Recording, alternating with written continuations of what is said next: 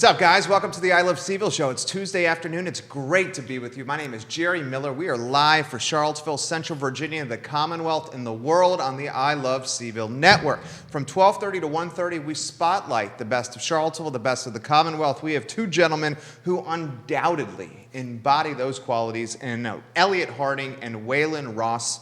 Two 29-year-old rising stars in the political stratosphere that have kind enough to join us on this program to spotlight their platform, their campaigns, who they are as men, their character, and what they're all about as they make a push to November and hopefully get a W, and make their push to make Virginia a better place for all of us, okay? We're going to welcome Elliott and Waylin to the show in a matter of moments. Before we do, we'll thank some of the sponsors that make this program possible. We're an advertising agency at VMV Brands, one of our favorite clients, Interstate Pest and Service Companies. I'm going to give you a 15-second snapshot of this business.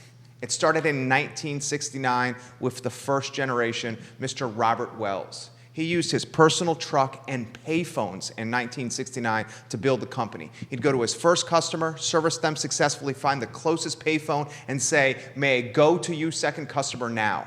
Today, Interstate Pest and Service Companies is 4 generations of family strong, almost 100 employees, and their service footprint is the entire Commonwealth of Virginia. We love working with this business, just like we love working with Scott Wagner of Scott Wagner Chiropractic and Sports Medicine. Who's got your back? Dr. Wagner's got your back. Chiropractic care, sports medicine, and physical therapy. Love these two brands and businesses extremely well. Judah Wickhauer, you are the director of this show, my friend. I applaud you. I love you. I salute you. 7 years and change we've worked together. Go to the studio cam, and let's welcome the fellas to the set. Elliott, ¿qué pasa?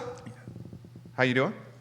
Awesome. Are you doing well? Yeah. Okay, Sorry. Elliott's doing well. Waylin, how are you? I'm doing well. Okay, fantastic. Kit Banks says, yeah, Waylin. Jay Bunny, love Bunny's giving you some props right now. Give it a like, give it a share. All right, we'll start with the hometown guy, okay? And from there, we'll welcome Waylin to the mix. How is the campaign going, Elliott Harding? It's full steam ahead. It's like 1,000 things at once. My Saturdays now, I've never done anything like this before. It's like 6 events a day on Saturdays. I've probably put more mileage on my car. How many miles? Put it in perspective. Oh, man, I don't know. You know, on Saturday, I'll just give you an idea. Saturday, I had an event at 8:30 here in Charlottesville. Then I went out to Bath County for their fair, came back here, then went down to Nelson County, and then came back up, all in the same day for 5-6 things. And it was like that the week before. So, you know, our weekends are slam busy, but we're also out there knocking doors. I got folks knocking doors right now throughout the city. So if you're watching this and there's a doorbell, go out there, probably some of our volunteers. And then, of course, you know, we're trying to get out and touch people. So we got a forum tonight. I know we're going to talk about that, but we got to find ways to connect with the people, whether it be a town hall, a debate, you know, going to events. We're just full steam ahead. I like your, you know, I like what you stand for. You're a competitor.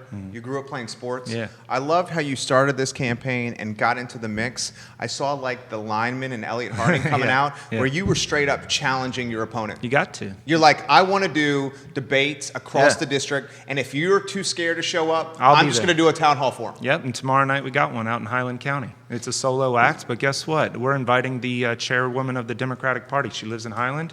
If Creed Eads won't be there, maybe the chairwoman of the party will show up, and we can talk about why she thinks he still represents a county that's about to be under 2,000 people. It's one of those areas that's dying, and it needs the attention, and we're going to bring it to him. I love that swag right there. Debbie Johnson says, what up? Hey, She's thank watching you. in Allegheny County right now. Awesome. Like and share the feed. We got folks in Richmond watching right now. Petersburg's in the house. We got Northern Virginia in the house. We got some folks outside Nashville and Charlotte in the house. Welcome Ray Cadell, Sarah Hell Baczynski, James Watson to the program. It's time to spotlight Waylin Klifford Ross in the house. First of all, you're looking sharp, dude. Thank you. This whole thing. I really like how the collar has got that trim right there, that accent on the collar. Flossing, baby. Count it out. Thank you. How you doing? Introduce yourself to the public. My name is Waylin Ross. I am from Petersburg, Virginia, where I was born and raised. I went off to ODU for college, where I majored in political science and history. I'm a big student of history. I went off to George Mason after that and received my Master's of Public Policy with a concentration in economics. I taught economics, microeconomics, and macroeconomics at Northern Virginia Community College for 3 years. I opened up a business center. I do taxes that help small businesses with lobbying their government, whether it's federal, state, or local, or the IRS, the bureaucracy. Everybody needs help, especially small businesses and new startups. So I try to just be a resource for them. I love it. You're passionate about Petersburg, Yes, Virginia. Yes. I'm gonna relay My heart. the layman or the perspective of someone that is uninformed, which is me. Okay. The stigma or the brand that is Petersburg, from someone who is uninformed, is you may hear things like unsafe, needs economic stimulus. Maybe the time has passed it by. This town, perhaps quite the opposite. Introduce us to Petersburg, Virginia. Well, I would push back on the time has passed us by. Okay. Definitely not. Petersburg has been around from the beginning. We are the backbone of America. We've here during the Revolutionary War, the Civil War. We up the street from Jamestown. It was actually the second city in Virginia, and at one time it was one of the largest cities, even larger than Richmond itself. And we will rise again. We will see our glory again. It hasn't gone anywhere, even though we have been effectively attacked in the last few decades because of the great things that happened in Petersburg. But that is behind us. I think if anything is about to be behind us, it is the negative stigma of my city. We're going to bring glory back to Petersburg. I'm happy to be a part of it. And so you just have to wait and see. But what you need to know about Petersburg is the people inside the city are a great people. We love each other. We stick together. We have fun together. We learn together. And that's never going to stop. It's not going to stop anytime soon. And we just need to turn that into money, really. So what my goal is to encourage all my peers within the city and around the city to start up businesses. Don't be scared. Just get your feet wet. I don't care if your first 5 businesses fail. That's a good thing. If the 6th one is a success, it's better than, I think just going to work for the rest of your life and, really just trying to make paychecks ends meet, living paycheck to paycheck. So not that nothing is wrong with that, but I would like to see everybody, even with their 9 to 5, maybe try to do something small on the side so that you can control your own economy, your own economics. I love it. I love it. A lot of people in the feed. I'm going to throw it to Elliott Harding here in a matter of moments. When I do, I'm going to spotlight the fact that both these candidates have the courage, the gumption, and the conviction to run as independents. I'm going to ask them why they are doing this. Before we do, we'll thank some of the folks that are watching. Shay Reeves says Waylin is an awesome representative of Petersburg, Virginia. Thank you, Shay. He is the epitome of a man in Petersburg. Hey. Anita Pear says, #vote Ross. Brittany Saunders, go Waylin, go. Give it a like, give it a share on any of the streams that you are watching, just like Cortland Johnson, Salita Renee, just like Amy Dance, just like Rita Thornton, Demetria Williams, just like on Elliott's page, Brooke Daniel Laub, Willie Deutsch, Debbie Taylor, Matthew Hurt. Your opponent's team is now on the stream watching right now. Give it a like, give it a share anywhere you are. Fitzgerald Barnes of Louisa County, welcome to the program. Ray Cadell, thank you for sharing. Elliott Harding. 2 guys, 29 years old, sharply dressed, that you just got a fresh haircut. You're looking good. Thank you. Running as independents. Talk to us about that.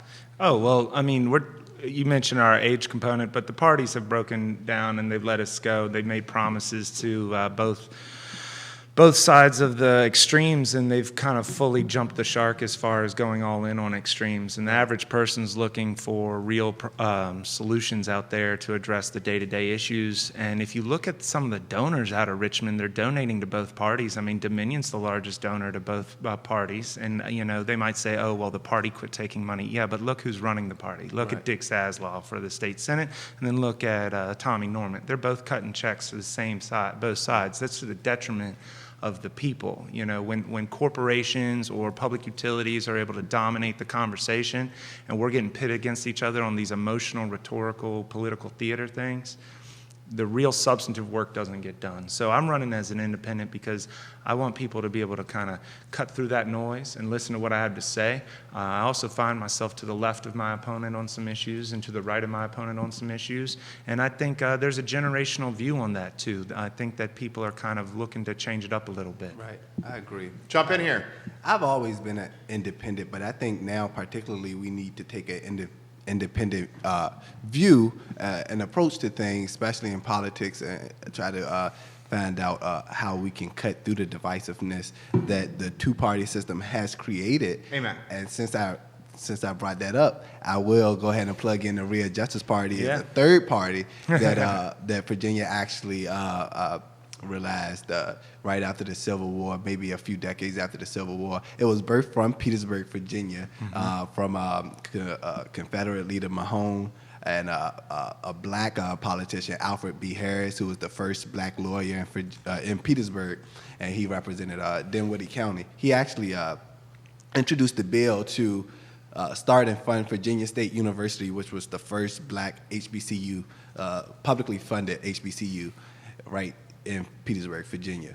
And the reason why Virginia, this is a bit of a history lesson. I love it. Yeah. Do it. And the reason why they decided that Virginia State needed to start in Petersburg, Virginia, so that they can train teachers to teach at the first black high school, public high school, which was also in Petersburg, Virginia, that just started up 10 years earlier. To train black teachers and to train black nurses to work at the first black asylum that was in Petersburg, Virginia. So all of these big institutions inside this little city boundaries was a result of the Real Justice Party being birthed in Petersburg, Virginia. I love everything you said. All right, and let's talk about the educational system here. I think the public school systems in so many different municipalities, in a lot of ways, are letting our students down. Take the African American population here. So many teachers I see are white teachers, you know? And if we had more African American teachers involved in education as potentially role models for our students, that only is going to create positive outcomes, Waylin. True. Yeah, I think who your teacher is a big part of it. I would just push for diversity because I think that you can learn different things from different races. It's important that I look to the front of my classroom and see a black male teacher, but also a black female teacher, and also Chinese, white, different nationalities, different races, because they all bring a different perspective to the learning, the learning environment. So I don't know. I wouldn't particularly say that it really matters where your teacher is from, or what their racial makeup is. I think what you are teaching and how you convey it to the students is far more important than who the race of who the teacher is. Good answer right there. Elliott Harding, jump in here. I agree 100%. He just said what you're teaching, and we've seen Virginia go to a hyper-standardized system. SOLs were introduced in the mid-'90s when we were growing up, and I think that the quality of education has dipped. Virginia, as far as compared to other states, is generally good, and in our area, Albemarle has generally good schools compared to the rest of the Commonwealth, but we need to strive for better goals because the people that are falling behind aren't being spoken for. And so I think we've over-standardized our curriculum. That's one thing I'm running on, is to kind of reform the SOLs in a way where the curriculum's a little bit more reflective of the localities, and the school boards have a little bit more of a say as to what's being taught, and the faculty can have more say to encourage critical thinking. Right now, I think critical thinking has gone by the wayside instead of just this standardized fact-based testing all the time. I also think that we need to put skills back in schools. I'm running on the idea of making it mandatory you come out with one type of skill.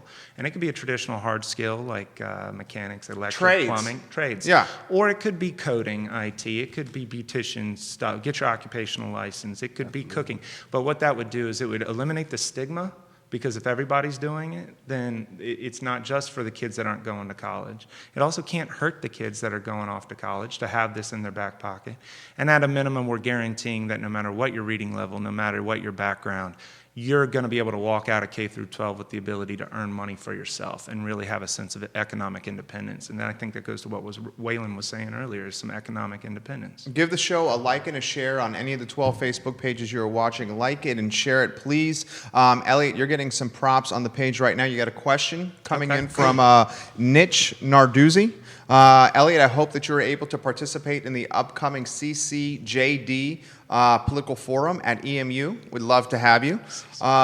Stacy Jakubek Frazier, I'm sorry if I'm messing your name up. Thank you for touching on this, Elliott. The reason I pulled my kids from public schools, SOLs are out of control and not a reality. Yeah. Debbie Johnson, fabulous idea, Elliott. Not everybody wants to go to college. Show's yours. Yeah, and that's the case. I think that we've indoctrinated my generation, the millennials, and now the next generation coming up, as to everybody has to go get themselves a 4-year liberal arts degree. And I think the reason why that was is for a long time only people with means were the ones going off to college, and so there was this idea of equity, and therefore everybody needs to have access, and that's fair.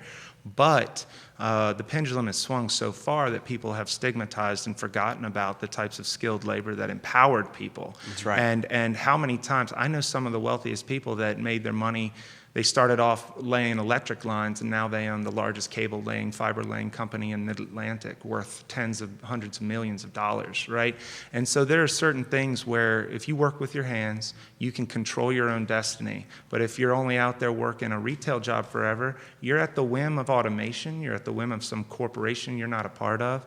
And so I'm not saying skills are, you have to pursue them 100%, but we definitely need to put it in there and raise the floor for everybody in the Commonwealth. Sarah Hill Buczynski in Crozet says, yes, Elliott, yes, Waylin, skills are critical for the success of anybody. Critical thinking is a must. Waylin, I'm going to give some props to the people that are giving you love here in a matter of moments. Jump in here with the conversation. I do want to say I like what you said about how skills can turn into a company. Somebody who started off laying electric lines and now they own broadband company. I think that's what we need to highlight. We need to highlight not only can you get these skills for you to use yourself in your house or for you to go out and barter with, you can start your own company. We should give them applications, for business licenses. We should give them the state board test once they go through the vocational training in school. When you graduate, maybe that's the test that we should be pushing them towards. Instead of SOLs, we should push them towards something that they can go away with and they can, tie into paperwork and actually, control their economy, raise their income by taking their skills straight to the market. I call it straight to market, instead of just, going to find someone to work for and help build that empire. You can start off as small as you want, building your own. You epitomize in a lot of ways entrepreneurship. So does Elliott. I love Elliott entrepreneurship. owns a law firm. You own a tax firm. I own a business center for A business center, entrepreneurs. right. Now, in that business center, Is your tax I firm? have a tax firm, Yeah, so you're building this vertically integrated, multifaceted business with different revenue silos Right. that are complementary.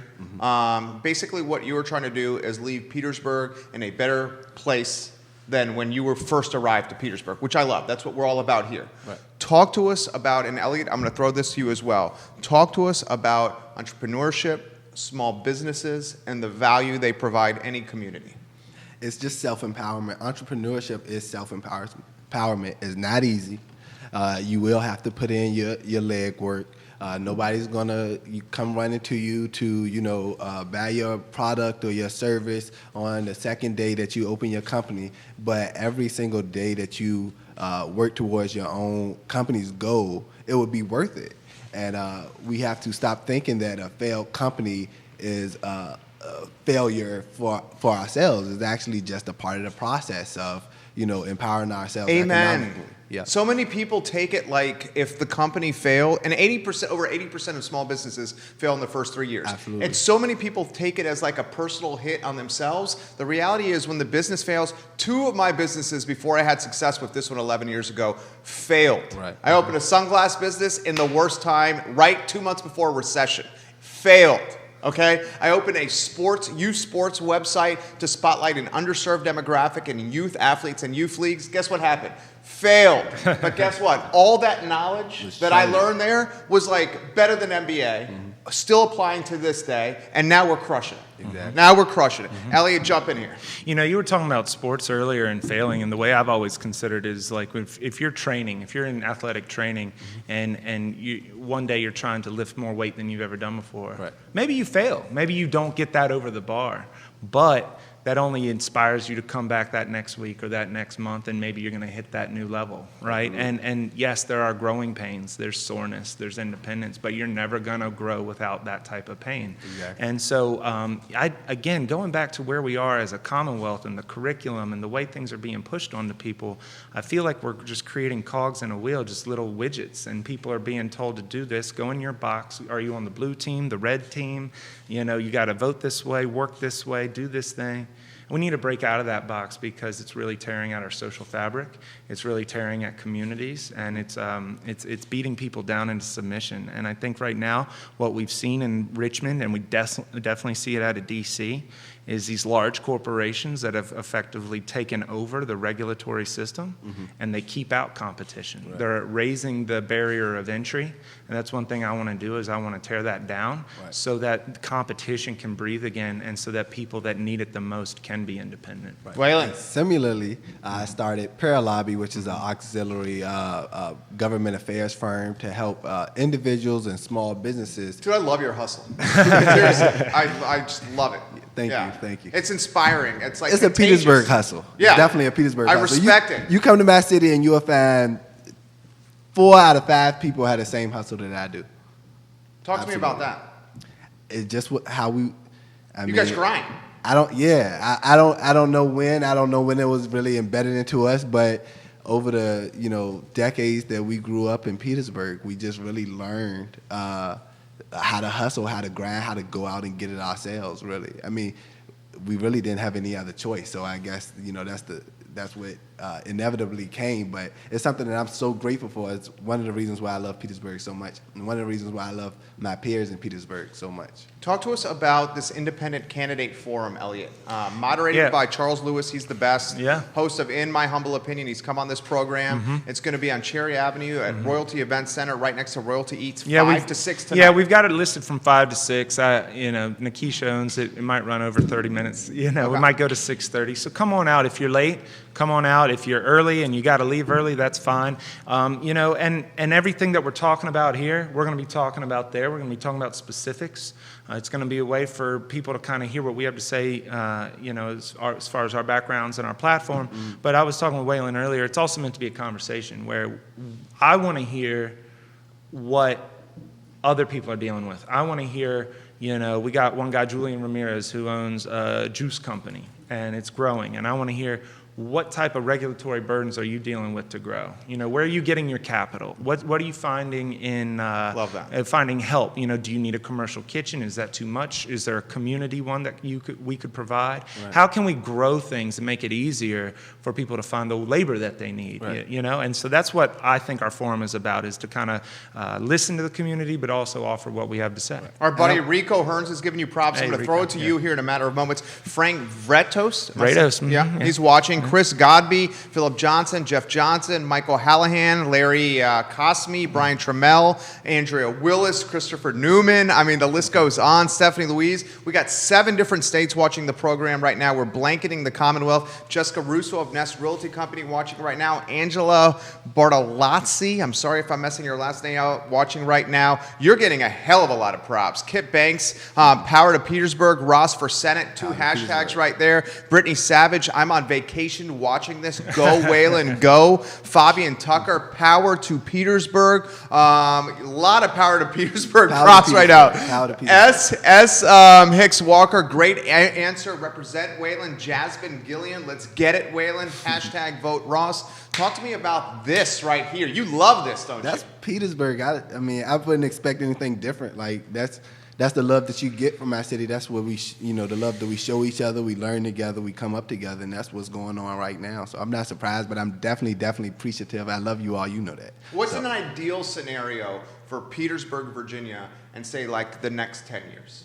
Well, we're going to move back to a place where we are known for the market, business. We're gonna go back to being a business city. And small businesses, micro entrepreneurship, people coming there to grind. Like you said, I'm a big hustler.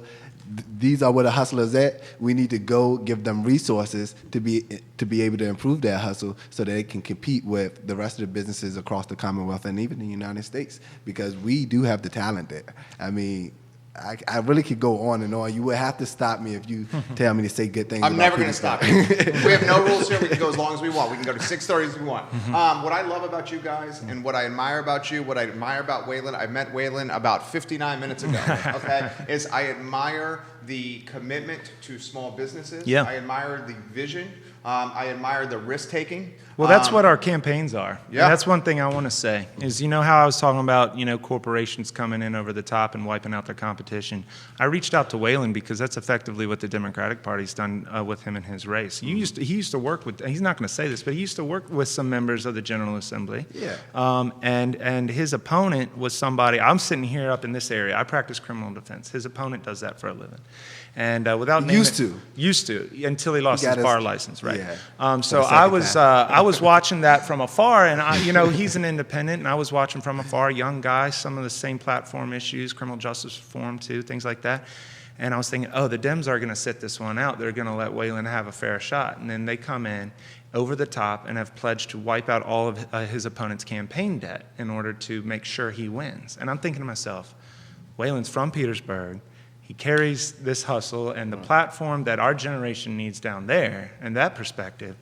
Why are they getting involved that way? And I realized I'm doing the same thing with my opponent. They're at the top. They've been in power for a very long time, and they want to squish a startup. They don't like the breadth and competition that we're providing to the conversation. Absolutely. And so they're going to try to tear us down and try to wipe us out. And that's why I reached out to Waylin. I said, look, man, we overlap on a lot of things. I want to bring you up here so we can talk because, Charlottesville's gotten a lot of notoriety, Commonwealth recently. Petersburg does, and Richmond does. And, that's what we've got. You're talking about the startup, the entrepreneurship, the spirit. You don't jump into politics as an independent against an institutional opponent without having that type of hustle mindset. Right. I'm so tired of, first, the top-down policy approach to politics. Is like we get our leaders to decide what they want policy to be, and that's based off of who's donating money to them. And then they tell the constituents what's the best thing to do. And that's why we have such a divisive two-party system, because you have one area leaders telling them one thing is good, and another area leaders telling them another thing is good, and the other thing is bad. So then they get into fights with each other. But I think that if we could just scale back the party, because these people that we name, they only have power in their parties. They don't have power in the streets. They don't have power among their constituents. When I go to Petersburg and ask who is so-and-so, who's the senator, who's the delegate, they don't know any of those questions. But if you go today and ask them who's running for office, I don't know if Waylin Klifford Ross, baby. Exactly. And that's why I'm running, really, to get my peers involved, because it's not going to change by trying to convince the old guards that things need to change. They just need to leave. We got All right, I like You're it. good at this. We got Cree's page watching. Okay, so someone on his team. Sure. Okay, I'm going to throw this question Are to they you. asking questions? Hey, anyone on Cree's team, if you want to ask a question to the candidate, I'm happy to do that. Yeah. Michael Guthrie, CEO of Roy Wheeler, has a question for you here. How about this? And I'm going to ask the same question for you. The who, what, when, where, why of your opponent, and then why your platform and your campaign and what you stand for is the best answer. Okay. All right. Well, as far as my opponent's concerned, he's been in office longer than I've been alive. He was 29 years old when he ran for Commonwealth's attorney in Bath County. Then he ran for delegate and served the western portion of the district for another 10 years or so, and then became the state senator covering all this area. During that time, the district has changed, the party has changed. There was a day he probably would have been considered a blue dog. The issue is that Charlottesville is much more progressive now, and he hasn't had an opponent in 8 years. And during that time, people forget that he was the Attorney General nominee in 2005 and the gubernatorial nominee in 2009. And that back then, in 1999, he took out a full-page ad in a Western newspaper saying no special rights for gays. That was said. He adamantly was against equal rights for same-sex couples. He's on videos saying things like, he's not going to acknowledge that they have equal civil rights. As far as Attorney General, he wanted to expand the use of the death penalty and disagreed that the juvenile death penalty should be banned. Took $110,000 from Dominion over time, and until this recent race didn't say anything about taking money until just now. And so these are things that aren't reflective of the area. People want to talk about statues, co-patron the bill to make sure they can't get removed, banned medical marijuana in the district. So these are things that provide some contrast, and some people give me flack for being such a civil liberties guy that, yes, I'm pro-Second Amendment, but only one candidate in the race ever got the NRA endorsement, and it's not me. So, the left and the right, they want to go into a box rather than conceptualizing the contrast. And so, I'm to the left. For me, my big thing is the criminal justice reform. It's literally my number one issue. I'll say that throughout.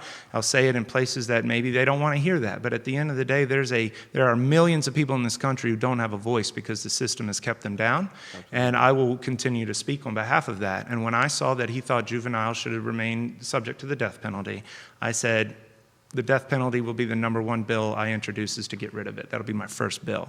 And people say, well, substantively, does that move people? And I said, symbolically, the government is oppressing and taking away innocent people's lives sometimes. We know that. And if 1 out of 10,000 people who's innocent has been executed, that's too much for me. And it has racial issues. Our schools have racial bad history, our job placement, gun laws have bad racial things, and in Charlottesville, people keep getting fed a bill of lies from the left as far as what's going to fix their communities. And I think what Waylin and I are discussing are actually things that are going to fix communities across all races, but especially for folks who have been left behind. I love that answer. Give it a like, give it a share on any of the streams you're watching. 25 shares on his page already. Sweet. From Waylin Ross. My people need to share it. Share it. Share it. Like it, share it. If you like these candidates and what they stand for, give them spotlight and exposure on social for their campaign. The who, what, when, where, and why of your opponent. I'm not even sure what exactly that means, but I will say... Introduce us to the opponent. Well, who are you going against? I'm going against Joe Morrissey, my former employer. I was a legislative assistant while he was in the House of Delegates in 2012 and 2013. Right before I went to his office, I worked for Bob McDonald. Well, I spent the summer working as one of Bob McDonald's fellows, which is funny because Bob McDonald ran against your opponent, of course. One thing I will say good about my opponent's office is that he highlighted constituent services. I want to see every single legislative office highlight constituent services. I know that made a huge difference in the constituents when they would call up to the office and talk to me, and I would help them out, and I would kind of tell my opponent what went on. And, that was the thing that I did appreciate about the job. But I think that just like with the rest of the politics, he is too wrapped up in the two-party system and trying to game that system. He tries to position himself as an outsider and anti-establishment, but let's be real, you have been around for the last 30 years, just like your primary opponent has been around, and you have done very little to mention, if you ask me. I love that you guys are running as an independent. I'm a libertarian myself. I think the two-party system is one of the fatal flaws of our country. I think the Democratic Party is undoubtedly done a disservice to our African-American community. I think the Republican Party is a caricature of its former self. I think we need a third party, whether it's the Libertarians, whether it's an independent party, coming in the mix because competitiveness and competition are good for any market. Yep. Okay? And what you guys are doing takes cojones. It takes courage to do. It would be much easier to tie yourself to a D and an R and just get after it and try to chase a W. I'll say the most liberating thing I've ever done is run as an independent and kind of shed the party label because, I even go talk to lifelong Republicans and I'm like, look, guys, how many times do you get ticked off at the Republicans? Right. And same thing with the Democrats. Right. And so many times people are pushed in their box and they're not willing to look in the mirror and say, I don't really like this. Right. So there's a set of principles that I agree with. I believe in getting the government off your back and allowing it to promote opportunity, but equal access to opportunity, not outcomes. You know, don't pick winners and losers. I believe in protecting your civil liberties. I believe in, you know, making up an environment for a free market, you know, not tipping the scales. You're very libertarian in a lot of ways. Yeah, but the thing, and I'll note, my opponent once said libertarians are conservatives with a backbone. And you know, at the end of the day, I'm not one that's going to sit around and try to tell you how to live your life. And I've taken issue with people on the right that have tried to say some inflammatory things about same-sex couples or about immigration or things like that. That's not really what I'm about. You know, I'm about equal access to opportunity and helping people. The independent component, though, I think is where, you know, this is going to be a free wielding ideas. And there might be things Waylin and I disagree on. You know, we haven't really talked about that, but, you know, that's fine, though. We respect each other enough to do that. And that's not what's happening in Richmond. People are going into their corners. They're not listening to their constituents. And when they come home, you sit there and you're like, what even happened to this session? I don't know. I don't really know. You know, I was really surprised to find how easy it is to campaign door to door and talk to constituents, potential constituents. You have the gift of human connection, dude. You think so? Oh, you know so. Both you do. I mean, you probably like shine in that situation going door to door in a city that you love. Well, as an independent, I like the fact that I can walk up to any porch and I know that I'm not going to immediately be turned away when I tell them I'm either a Republican or a Democrat. So with that out the way, I introduce myself as a human, and we meet each other as humans, right? And then we start talking about the issues, and it's so much easier to agree and find solutions, possible solutions, without the bickering of are the Republicans bad or are the Democrats bad? Let's leave that out, because nobody cares outside of, you know, Richmond, Capitol Hill. So I like the fact that I can say I'm an independent. I believe in policies that both might be attractive to both parties. At least they say, you know, they offer entrepreneurship and small businesses. But I like the fact that I can go straight to, you know, the people and ask for their support instead of, one thing that I guess is a drawback about running as an independent is, you know, it might be a little bit more difficult fundraising. So go on WaylinRoss.com. Yes, sir. I love it. Yeah. Bro, say it. Get it out there, baby. But besides that, you know, what a campaign should be about is introducing yourself to the public and seeing what the public wants out of their government officials, and then going back to, you know, Capitol Hill or Richmond. I call Capitol Hill the hill in Richmond, Capitol Hill also. You know, I used to work there, so that's my Capitol Hill. Going back there and doing what, you know, your constituents want you to do, and not what your donors or your party leaders or your, you know, minority or majority whip and all these other people that's representing other people's interest telling you what to do on behalf of your constituents, and you should be there solely to represent their interest. So I like running as an independent. Actually, I did not decide to run for a terribly long time before the primary, before my signatures was due to actually get on the ballot. What'd you need, $125?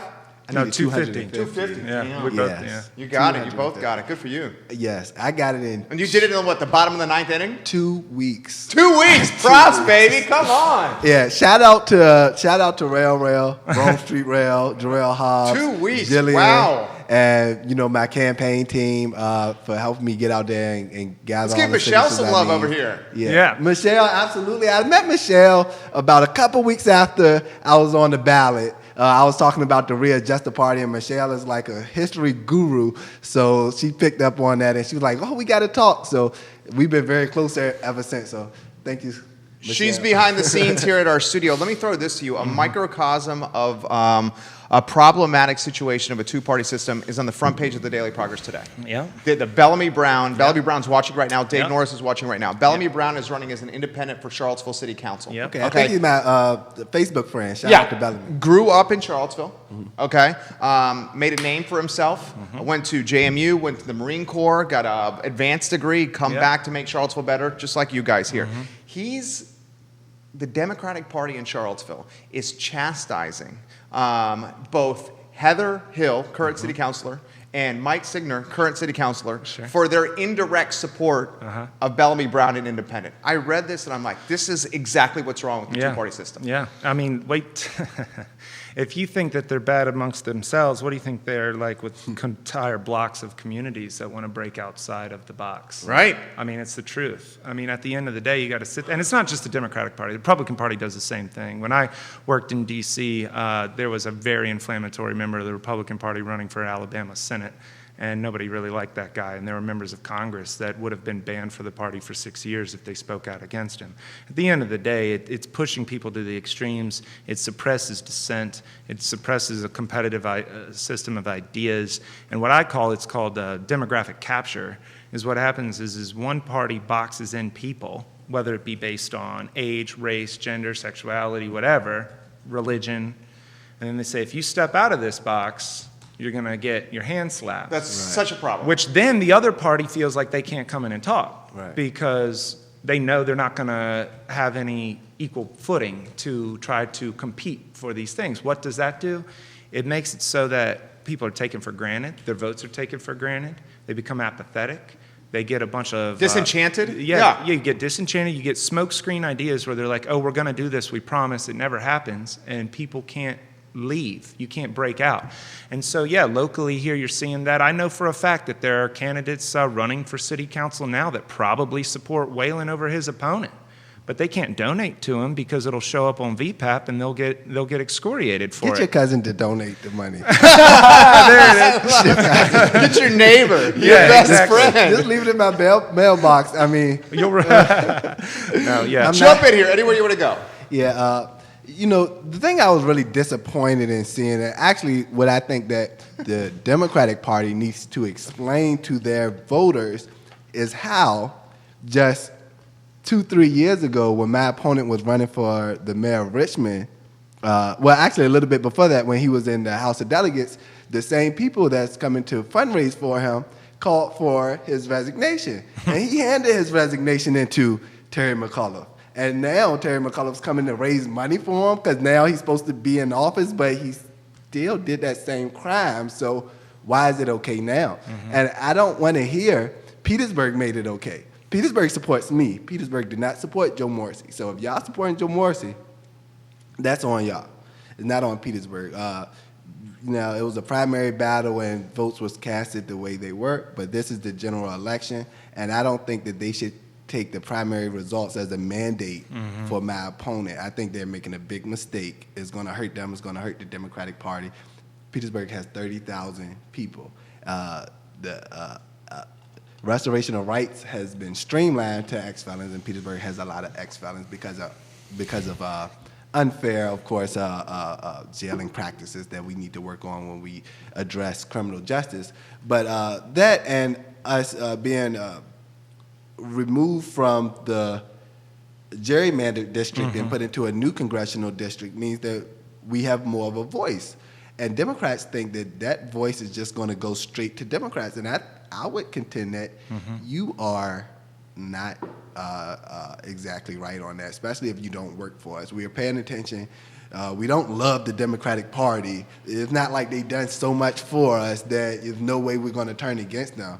So I think that they're going to see a change in the next 5 to 10 years about support from African Americans, particularly from Petersburg. I think they're going to see that change in 42 days. Yeah, that's what I'm talking about. That right there. I mean, honestly, and you know what? In any given race, we all got uphill battles. We know that we're the underdogs, and I get that. But even if, I don't believe in moral victories when it comes to getting in the game. You play to win, right? Denny Green said that, right? You play to win the game, right? That's right. But coach of the Vikings. But there are reasons I'm doubling down on the issues I am, because it needs to shine a light on the hypocrisy and the double talk that happens within the party structure as far as actually addressing the issues of the people. So win or lose, people's running as an independent and being younger and doing that does create this competitive system for people to start thinking, right? And it provides that oxygen for that space where it might not be this election. I think it will be for one of us, if not both of us. I hope it is. People say, who are you going to caucus with?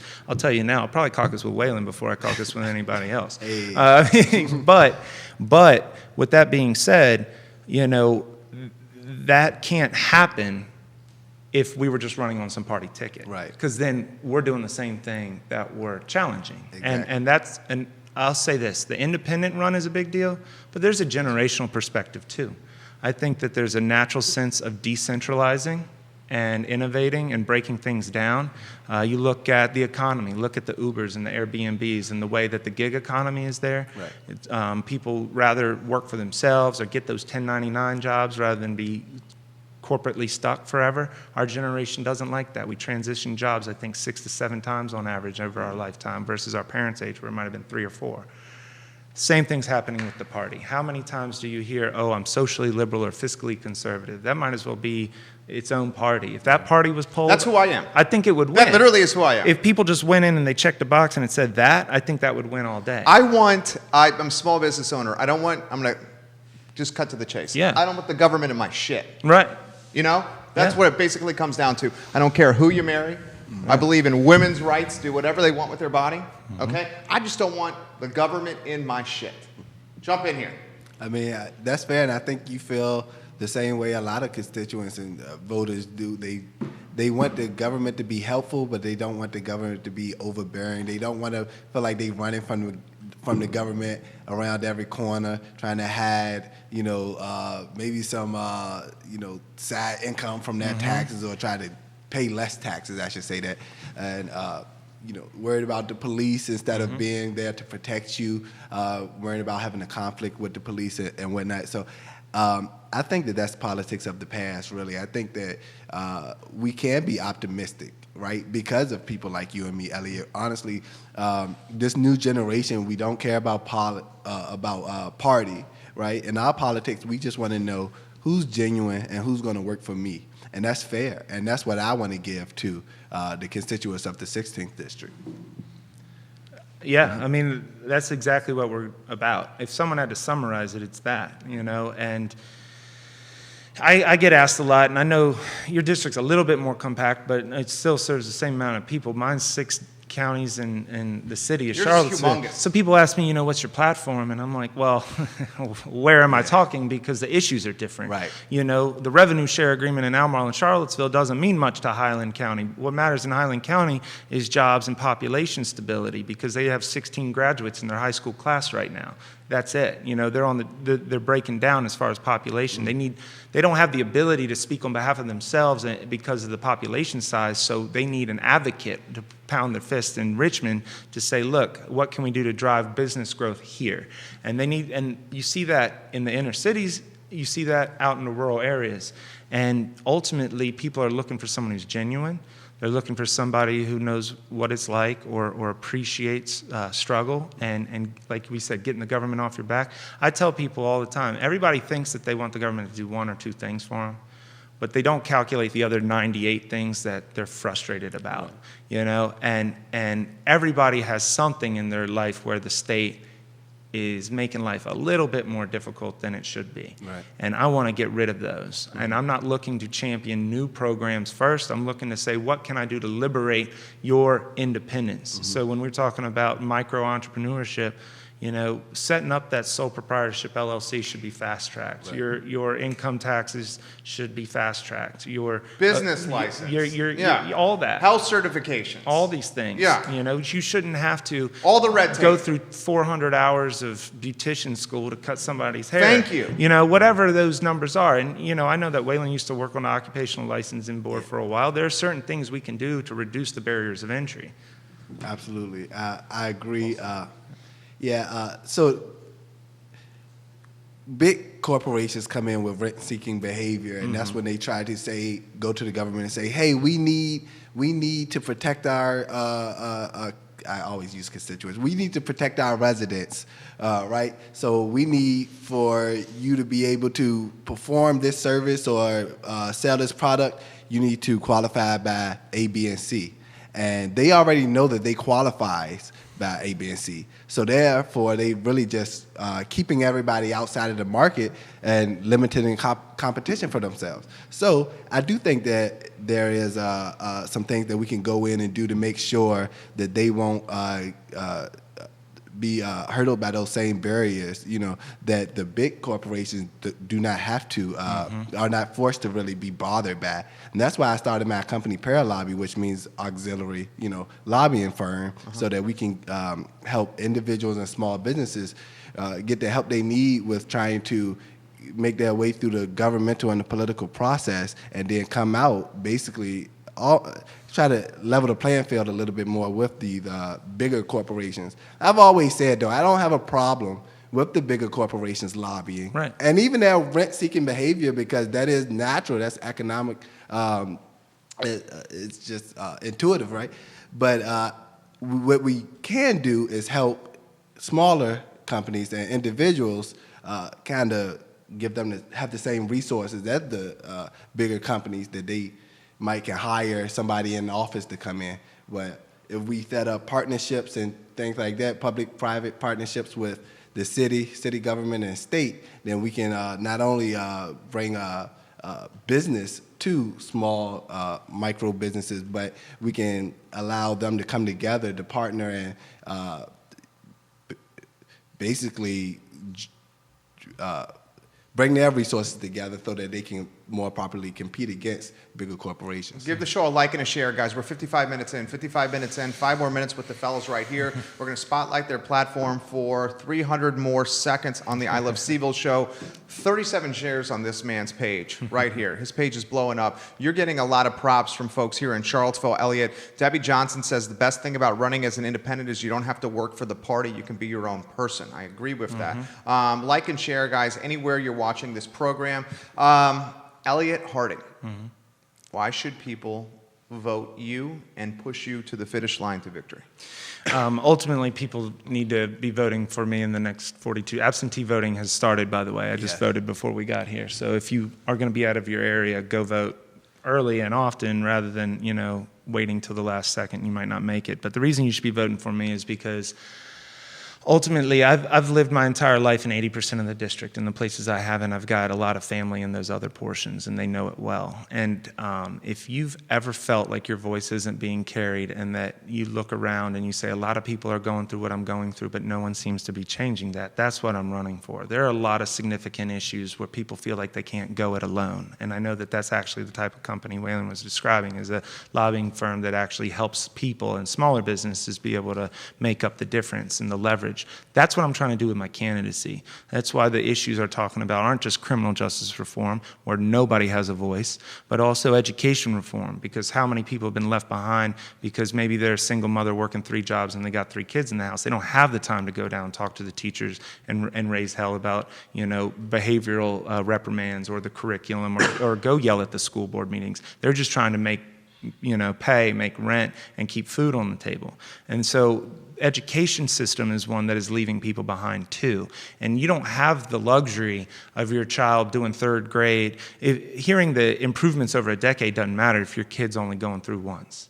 Your kid has one shot of having that educational independence. Right. And those are the types of things that I'm emphasizing, is literally just those 2 things. And then, of course, property rights. If you're in Nelson County and Bath and you think that your family farm is going to be subject to Dominion seizing it, it's the same type of thing. You are a minority in the larger fight. Most people don't care because Dominion's not taking their backyard. But there are a handful of folks through Nelson County who are about to see family farms taken, and I'm going to speak up on behalf of those folks as well. If you want a new voice and a new sense of energy and advocacy, I'm the one that you got to be supporting. And ultimately, I'm going to be doing a better job of giving you more freedom and more liberty away from what Virginia has done. Well said. Why should folks vote for Waylin Klifford Ross? 42 days. 42 days. And right now, like Elliott said, absentee voting has already started in person. So I will find out the location in Petersburg that you can go to. And do you still need a reason to vote absentee? You do. Something as small as working outside of your municipality or having personal business outside of the county will qualify. Okay. Yeah, but I want to be a champion for the little guy. I want to be a champion for small businesses and entrepreneurs and even residents that don't have a business. don't even know what business they want to start right now, but they do know that they want to take their own. They want to see economic empowerment, right? They want to see economic and political empowerment. So I think that you should vote for me if you want to have a champion, populist champion that really will not change once I get to Richmond. I'm not going to get there and then start, listening to people tell me what to do, because I'm a stubborn person. I really don't listen to people telling me what to do. So I think that, except for you, of course, I listen to my constituents. So I think that you should vote for me. Another policy priority of mine is legalization of marijuana. I do want to say that because it's so important. It's a no-brainer. No-brainer. And it's very, very important because it ties into not only just because, people who smoke weed should be able to smoke weed, but the it's really health benefits and the fact that we're jobs, incarcerating health people revenue, unfairly because of it. all of those things, but also criminal justice too. So we could really name 5 or 10 reasons why we should legalize marijuana right now. And I promise you, I'm going to fight for nothing harder than the legalization of marijuana, because I tremendously believe in it. So I agree with that 100%. That's on my issue platform. I mean, you look at it, we spent $63 million last year arresting 29,000 people, which is a 20-year record high. Meanwhile, had it been legalized, our revenues, we probably would have seen over $200 million in revenues. That's $263 million swing.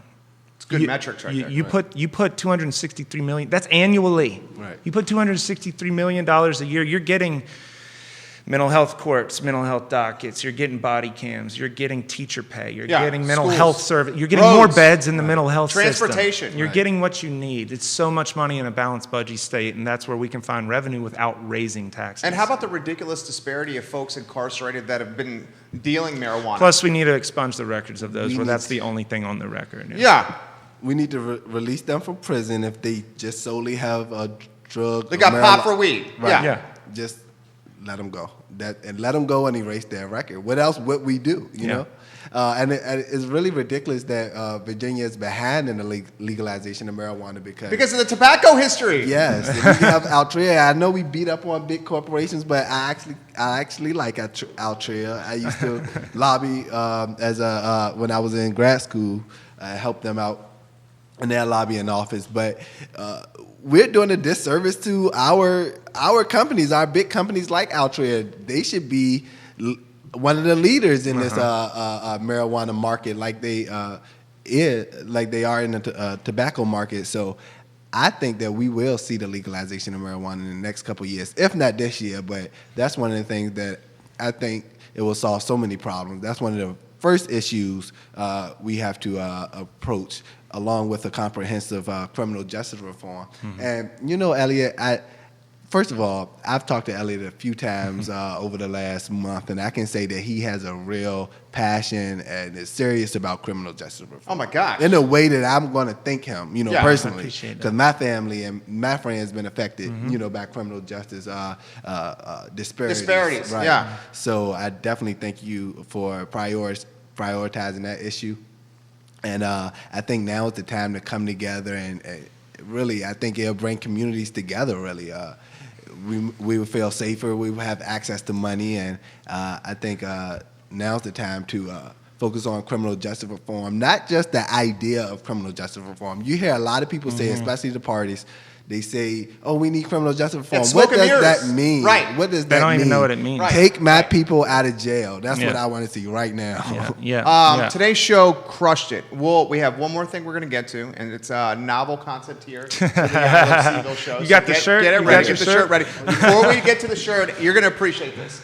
Erin King, she says, "Both you guys have my vote." Awesome. Thank you so much. Awesome. I don't know how you gonna vote in 2 districts, I know, both of you but guys I got my appreciate vote. it. His opponent would figure out a way to make that. All right, we're going to do a Jersey exchange. Yeah. Okay, gentlemen, the set and show is yours. Studio cam, Judah Wickhauer. I'll get out of your way here. Wait, I got one for you too. Oh, you do? All right, I got an I Love CVille shirt for you guys. There we go. All right. Judah, get me an I Love CVille shirt real quick. There we go. Yeah. I love it. I love it. That's a great looking shirt. shirt right here. Pass it to him. Pass it to him. Yes, There sir. we Ooh, go. you got the lighter fabric. This is nice. This is some door knocking. Dang, dude, this is like Shout out stuff to right Ramaz. here. Shout out to Ramaz on Washington Street. You can pick up your shirts from Ramaz, Waylin Ross. I love it. Show Harding shirt right there. Harding right there. Harding for State Senate. Yes, sir. Waylin K. Ross, State Senate of Virginia. I love it. I love it. I love it. This is what we're going to do with this program, guys. We are going to archive it in totality on ilovecville.com. We'll turn it into an iTunes podcast. Thank you. I'm going to give the gentleman an I Love CVille shirt right here, which you share. This right here. So yeah, we'll do different sizes to Senor Harding. Thank This you. right here to Waylin right here, gentlemen. Awesome. I respect you. I respect your grind. I respect you sir. very Thank you, much. thank you. As always. We close the program the same way every single time. Ladies and gentlemen, we ask everybody to embody the golden rule. We do not make this about religion. We make this about treating your fellow men and women like you want to be treated yourself. It's a simple concept, but the Commonwealth needs it more than ever. It is the golden rule. We're going to take the show. We will archive it in totality on ilovecville.com. We'll strip the audio from the show, and we will archive it as an iTunes podcast. We will syndicate today's show across the I Love CVille network for 30 days on 17 Facebook pages, 17 Twitter accounts, an e-newsletter that goes out to over 108,000 inboxes, an Instagram community that has over 10,000 followers, and of course on our iTunes podcast and on ilovecville.com. You have a final thing you wanted to say over there? Yeah, 42 days. Tonight, if you're around, come down to Royalty Eats, the Royalty Event Center, 5 to 6. It's at 820 Cherry Avenue. Come ask us questions. Come engage. Listen to what tell us what you have to say. And ultimately, tell us what you have to say by November 5th by voting for us in our districts. Meet these guys tonight, 5 o'clock. Royalty Eats, guys. Right next to Royalty Eats, the Royalty Event Center, Cherry Avenue. Meet Waylin, meet Elliott. I think you're going to be as impressed as I am. We will go to closure here. Thank you for joining us on this program. Vote, vote, vote. Get engaged. Figure out who you're voting for. That's the whole premise of this program. Take care. Sweet. Crushed it. Crushed it. Crushed it. Great. Good work. Good work. Let me get you a size that fits you guys here. Elliott, you are extra large?